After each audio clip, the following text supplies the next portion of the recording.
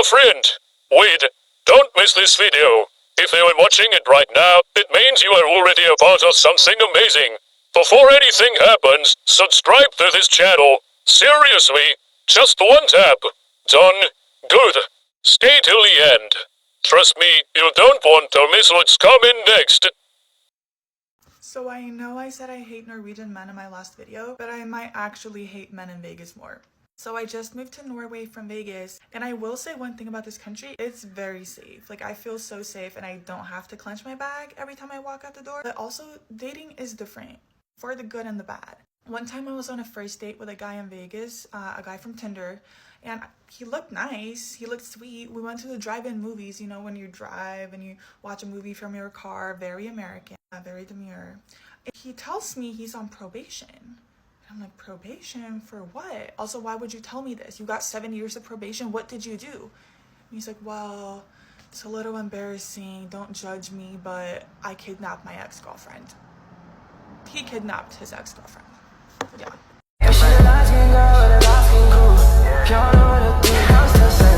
This girl was babysitting and she kept getting strange calls asking her, have you checked the children?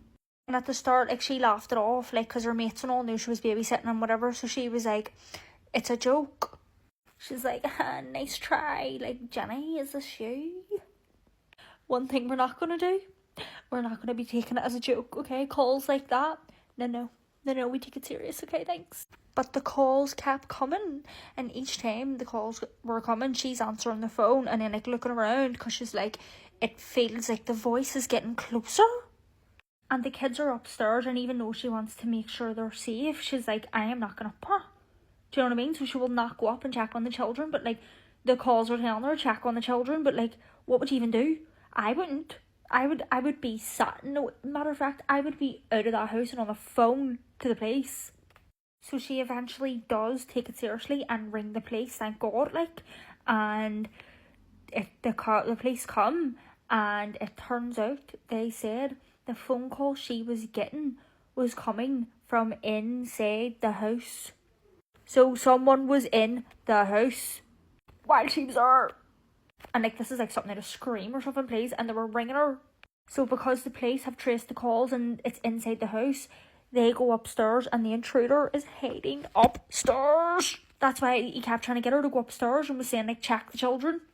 And thank God she didn't go up there by herself.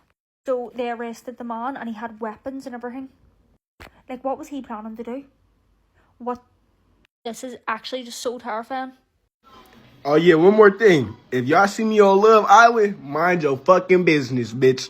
I'm trying to find love, bitch. Y'all had y'all motherfucking chance. I went on a date last night and the guy said something so offensive that I got up and walked out in the middle of the date. I've actually never done that before. Like, I've never just fully stood up and left and said, leave me alone in the middle of a date. But there's a first time for everything. I still can't fully believe that this happened. So we went to go get drinks and appetizers. And this all happened at like minute 24. So we had drinks but no food. We'd like just started talking. I knew pretty early on in the date that I wasn't that into him, but I still try to keep an open mind if I go on a date and like within the first 10 minutes I'm like, this is probably not someone I would date. Because you never know. Sometimes people are just nervous and they take a second to open up. But generally speaking, I just was not feeling it. But we're just making conversation and we start talking about like what we like to do on the weekends. And he's like, oh, I like to go to church. And he says, you're Jewish, right? Because on my profile where we matched, it said that I'm Jewish because I am. But he said it really loudly and we were in public. He was like, oh, you're Jewish, right? And just generally with the culture of how things are right now, I don't tend to like scream that I'm Jewish in public places because people are insane. So I kind of made a joke and was like, I am, but I don't tend to like scream it in public places. Very lighthearted, just kind of poking fun at the fact that he had like said it quite loudly. He proceeded to spew the most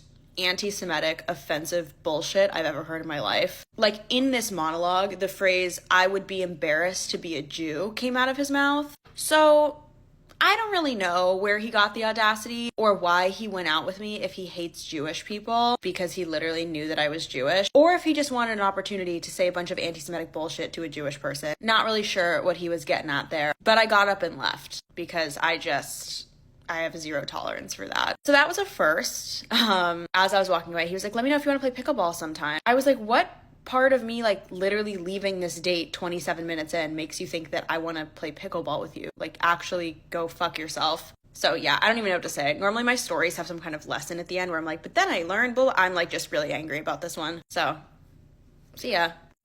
What happened to your eye? I just have really bad hay fever, so they go a bit bloodshot and swollen sometimes. The pollen this year is just absolutely wild. Hi, ik moest ineens denken aan een van de allerergste dingen die me ooit is gebeurd op een date. En toen dacht ik, dit moeten jullie weten, ik ga dit gewoon filmen. Ik was ongeveer 19 en ik was met een jongen aan het praten die ik al een tijdje kende.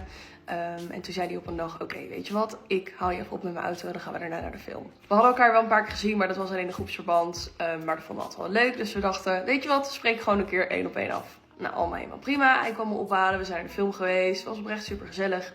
En daarna wilde hij mij thuis brengen. Uiteindelijk parkeerde hij zijn auto iets verder dan mijn huis, zodat we nog eventjes gezellig konden kletsen samen. Tot nu toe allemaal helemaal voorspoedig, kan niet anders zeggen. Maar wat me toen was opgevallen toen we daar stil stonden en we zaten te kletsen, was dat er een snotje zo overdwars in zijn neus zat. Bij ieder ander zou ik uiteraard zeggen, yo Mati, je moet even je neus snuiten, maar het was de eerste date.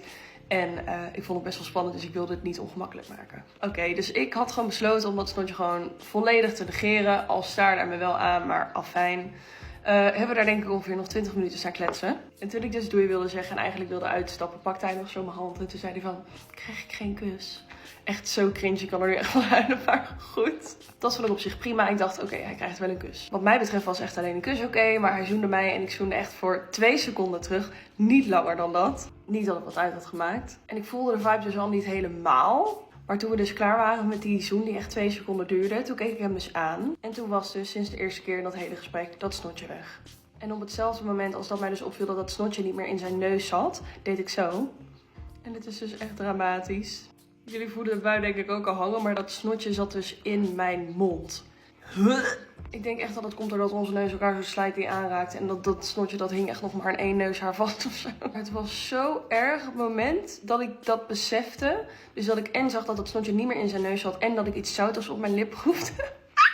En hij kon hier echt niks aan doen, de beste man. Hij was echt hartstikke leuk en lief en aardig, maar het is niks geworden. Dus jongens, de les van vandaag is, wees gewoon eerlijk, ook al is het een eerste date. Want uiteindelijk mag je zitten op jezelf gekweekte blaren. En ik kan het weten. So listen to me. Huh? Listen. I'm gonna call you back in 30 minutes. And you better have answers. Hey, I'm Rachel. I'm 23. Let's talk about my dating life while I curl my hair because you have no see and I love it. Majority of the comments and DMs I got from part 1 were like, Rachel, they can't all be this bad. Technically, no, they're all not this bad, but is that a sign? Anyway, here's part 2. Let's flash back to like 2019. Me and this kid ended up following each other. We had mutual followers, mutual friends, and I thought this kid was godsend. He is so fine. I'm not even gonna give that much away because that's just gonna give me. We were sliding up on each other's Instagram stories and then all of a sudden it just stopped from both of our ends. And then during that time that it stopped, I ended up getting a boyfriend. Toxic boyfriend at that. But anyway, so in the time that I had a boyfriend, this kid ended up messaging me on Instagram again and basically asked me to go out with him somewhere. And I had to say no because I had a fucking boyfriend. Now fast forward to like last year. I was single and I hit him up and I basically asked him to go get like drinks, coffee, whatever, and he has a girlfriend. Very sad. Side note, he actually unfollowed me on Instagram.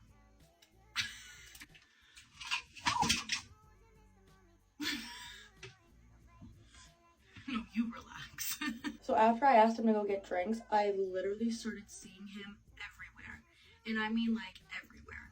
Every restaurant, every store, literally out of state. I literally saw him in New York and in Boston.